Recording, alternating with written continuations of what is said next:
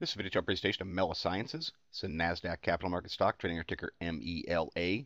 This chart is quite simply on radar because it's made a nice double bottom, holding a support level right here around $1.65.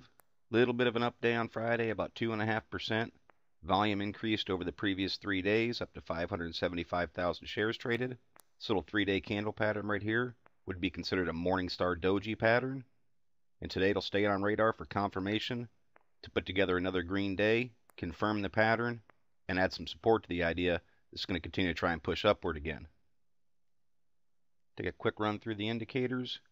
Seeing a slight uptrend in the MACD, moving its way back towards zero. Histogram bars holding on top, telling me that a bullish cross happened. The 12 passed through the 26 EMA. This is kind of a PPO ADX pinch. Certainly didn't get very tight. The ADX itself, though, did get up very high, over top of 60. At that point, I start to look for a reversal. Of course, that's what's happened. It's cooled off, come way back down near 30, signaling that that downward trend was losing strength. Still in a nice position for a reversal. Positive DI starting to make its way upward now. And ultimately, what I'll be looking for is across the positive DI breaking through the ADX. Longer term MFIs hanging right around 50. There's the big separation. 7 got well away from the 14 and 21. Already corrected itself, all three together in a very neutral position right around 50. Accumulation distribution. It's early on to say it found a bottom, but when it did put together a little bounce and pulled back, held a little bit higher of a low, all you can hope for in a position like that is just for that uptrend to continue and for it to start trying to make some higher highs to signal that there's more accumulation starting to go on in this stock. I like the fact that Chaikin money flow over the course of a couple months is definitely making higher lows, working its way back towards zero. Similar with the CCI. Didn't dip quite as low, holding over top of negative 100 right now. Bottom feeders use that break of 100 as a buy and sell point. Full stow, it's still down low, down in what's considered oversold territory. Again, slightest hints of a little bit of uptrend, a little bit of momentum trying to come into the play, but very early on. And the tricks actually looks like it might be dropping a bearish cross, but it moves very slowly. It could bounce right off, continue its upward path.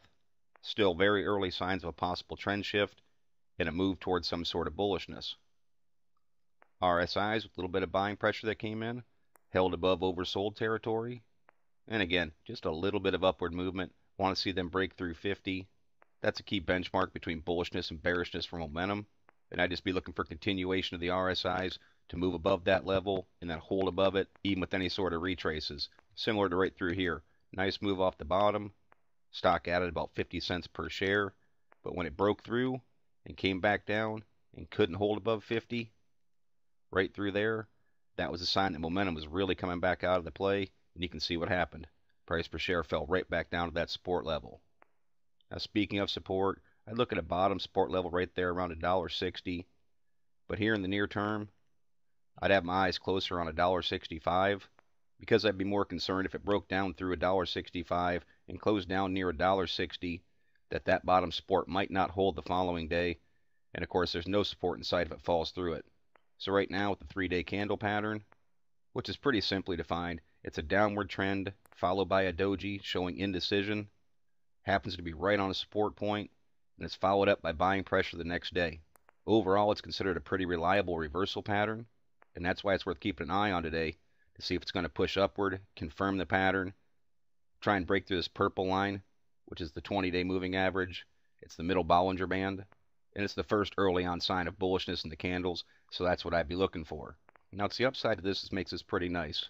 Now, not only is the top end resistance right up there around $1.20, which is a pretty substantial static resistance area, but it's also the breakout point of the double bottom. Now, clearly that's a nice upside, as I just mentioned, about 60 cents a share or so to go up there and challenge that. But in the interim to that point, what I'd look for, some resistance right around that area, $1.95 to $2. 50-day moving average is at $1.98. It's always a source of dynamic resistance. You can see the stock price hasn't been able to push through that 50-day, even though it challenged it there, and all through this area. Hasn't been above that 50-day since it made this move all the way back here in July.